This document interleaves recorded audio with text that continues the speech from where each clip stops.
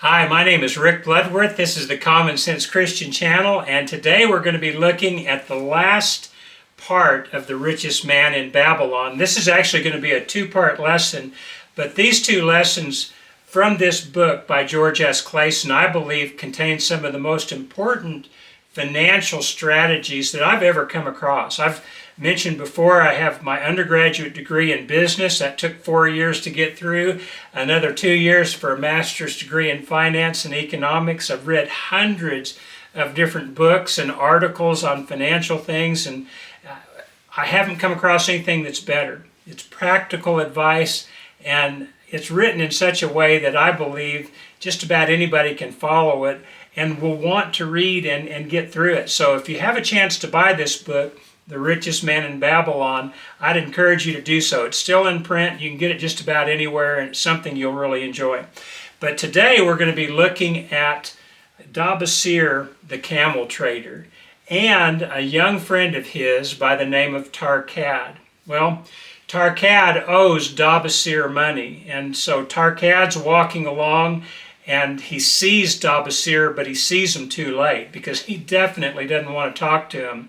But Dabasir's already spied him out, and so he hails him over. He says, "Tarkad, well met. You're just the guy I wanted to see. I could sure use those 2 coppers that you borrowed from me last moon, and I could even better use the silver that you borrowed from me 2 moons ago." Well, Tarkad apologized, and he said, "I wish I could pay you back, but I just can't. I don't have any money." And so Dabasir said, "Well, get some." And Tarkad said, "I can't. I can't borrow from anybody, and I've fallen on such misfortune that there's just no way to repay you right now." And so Dabasir looked at him in a knowing way, and he said this, "Tarkad, do you believe that a man can see the world in a different color than it really is?" Well, Tarkad didn't know what he was talking about, and so he said, "I don't know."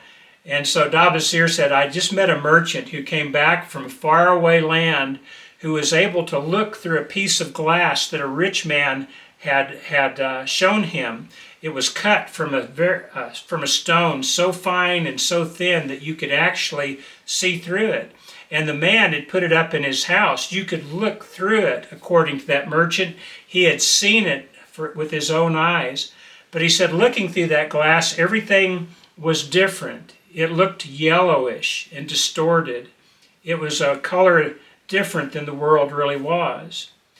And so Dabasir then said, "I'm going to tell you a story about a time when I saw the world in a different color than it really is, and maybe it will help you for your situation."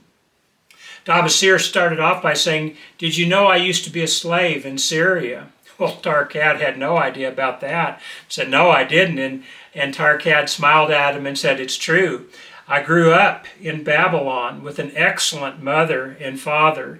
My father was an honorable man, a saddle maker, and he was training me in this business. When I was a young man, I married a beautiful woman and worked out of the shop of my father. But," he said, "my wife and I had tastes that were more expensive than we could afford. There were merchants in town, however, that were willing to go ahead and allow us to have their merchandise without paying for it in advance, just as long as we promised to pay for it later. Well, we readily accepted that. We were so young and inexperienced that we did not realize at the time that those who buy things they cannot afford are sowing the seeds of their own destruction." Well, after a while, the merchants would no longer allow them to buy without paying, and so they also began demanding repayment for what they had already purchased. And so Dabasir and his wife began to borrow money from their friends, but after a while, the friends didn't want to lend him anymore. It came to the point where it was so bad that Dabasir's wife had to return to her father's house. Even though she still loved him, he just couldn't afford to keep her. And so she went back to her father's house, and Dabasir left Babylon in hopes to escape his debtors and also maybe to find a way to make some money to where he could come back and pay everybody back. And so he went to work for a caravan, and he did this for 2 years, but the pay was very small. He said he made only enough money to be able to pay for his living expenses, just food and some clothing, but not enough to send back to take care of his wife, and certainly not enough to pay off his creditors. Well, he fell into a group of likable rogues who came up with a plan to make money a little bit quicker than they had been. Instead of working for a caravan, they came upon the idea to rob caravans. Well, even though Dabasir knew that this was no job or no thing for a man of an honorable father, he was looking at the world through a lens of a different color. And he went along with these young men. The first caravan they robbed was a rich caravan. They ended up with gold and silk, but they immediately went into town and spent it all, because money that is dishonestly and quickly gained is just as quickly lost. And so they went out and robbed another caravan. This time, however, they got caught. The two leaders of the robbers were put to death, and the rest of the robbers were sold into slavery in Syria. Dabasir himself had his head shorn and was stripped of all of his clothing and put into a loincloth. And he said at first it was something of an adventure. I was still a young man, and here I was as a slave in Syria. But he said the seriousness of the matter came to him very quickly when his master took him before his 4 wives and said that they could have him as a eunuch if they wanted him. Well, the 4 wives looked at him, and Dabasir just stood there nervously, waiting for his fate to be sealed. The older wife, Sarah, didn't say anything. The next wife was a contemptuous beauty, he said, who looked at him like he was just a worm of the ground. And then the 2 youngest ones just kind of giggled among themselves.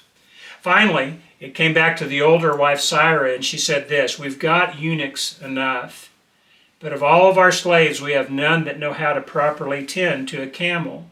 She said, "This very day my mother is sick in a town nearly a day's journey away, and I can't even get there because I don't have anyone who is capable of tending to and leading a camel there." And so the master looked at Dabasir and said, "Well, what about it? Can you take care of camels?" Well, Dabasir was beside himself, because this was exactly what he was trained to do. So he very quickly said, "I can make a camel kneel. I can lead them on a long journey without getting too tired. I can even repair their trappings should that become necessary." So they decided they'd give him a chance at that. And that very day, Dabasir led Syra, his master's wife, and her maid on the trip to her mother's house. And on the way, Dabasir thanked Syra, and he confided in her. He said, "You know, I'm not really a slave. I'm the son of a saddle maker from Babylon. I just came upon hard times." And then he explained how he had gotten there. And Syra said this: "If you have the heart of a slave, even if you're a free man, you'll eventually become a slave. And if you have the heart of a free man, though you be a slave, you'll eventually become a free man. Just as water seeks its level, so too does man find the spot to which he's suited for." Well, Dabasir thought about that. They went back from the mother's house after they got finished there, and he stayed there in Syria for a year. Syra noticed that he never really got out and associated with the other slaves, and so she asked him about it one time, and he said, "Well, I've been thinking about what you've said. Do I have the heart of a free man, or do I have the heart of a slave? And since I don't feel that I have the heart of a slave, I have to sit apart from the slaves." And so Syra said, "Well, what are you going to do about it?" And then she left. A couple of days later, Syra's maid came to Dabasir, and she said, "My mistress has asked that you select the 2 best camels from the herd, that you get water and food for a long journey, and that you come and meet us." And so he did that, wondering all along why he was getting so many provisions for a journey to his mistress's mother's house that was less than a day's journey away. Well, regardless of that, they went on the trip, and when they got there, Syra told the maid to go and take care of some other things, and then she turned and faced Dabasir and said this: have you decided if you have the heart of a free man or a slave? And he said, a free man. And she said, this is your chance to prove it. Your master is back home drunk with his chieftains. They won't know you're gone for a few days. Take the camels, take the provisions, and flee back to Babylon.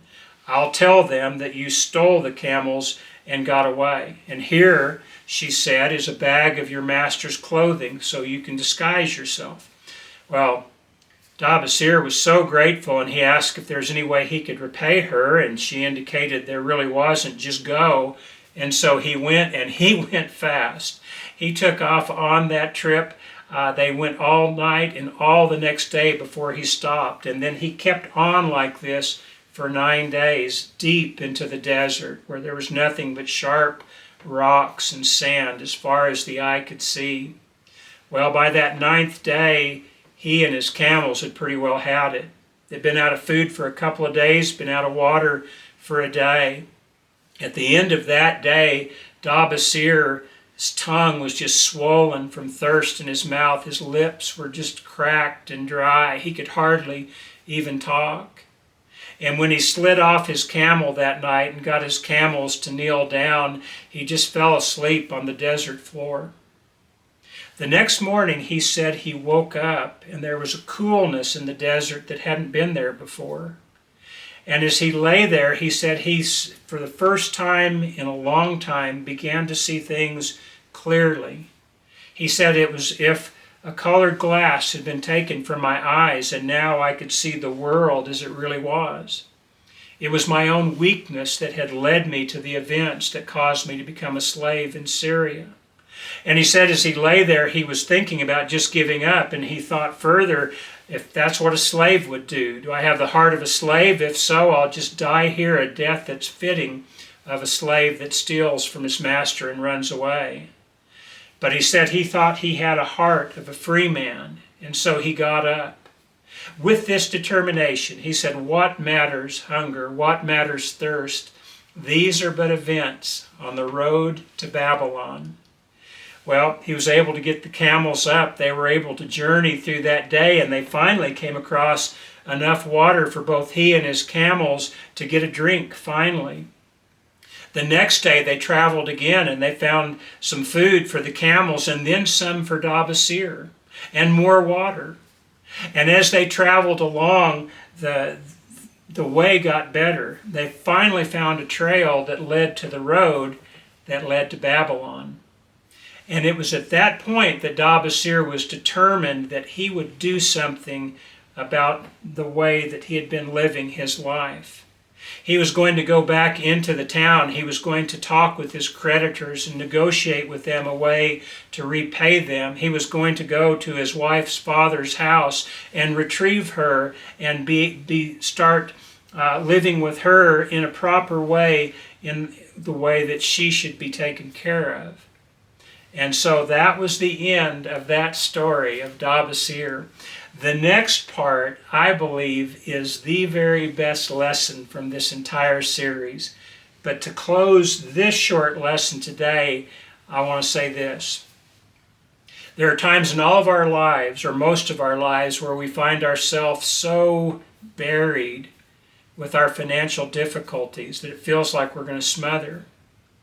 And there are times when we just can't see a way out, and we might even be tempted to run away from our problems to start over again. Some people attempt to run away from their problems by committing suicide, something that makes no sense at all, does it? But that's how desperate people can become when they get in over their head. I think we all have times in our life where we see things that we would like. We have tastes that are more expensive than our income can provide, and so we buy things on credit. And at first that works out pretty good for a while, but then there comes a point where we can't even pay the interest on our bills, and we can't borrow anymore, and we start to panic. Doesn't it make a whole lot more sense to just sit down and figure out at the beginning what you can afford, and to live within your means, so that you never come to that point where you become indebted or enslaved to your own debt? Because just as surely as Dabasir became a slave in Syria, millions of people become slaves to their debt in their own towns, and they don't see a way out. Well, there are ways out, and we're going to talk about what I have discovered to be the very best way of any financial strategy I've come across. And we're going to talk about that in the next part. But for right now, I appreciate your tuning in and listening. Be sure and look at part 2 of this lesson today, and you'll find the end of this story and of the strategy that can help any person make an honest man or an honest woman of themselves, one who can take care of their debts and live a life that they have always dreamed that they can live. Appreciate your tuning in. We'll see you next time.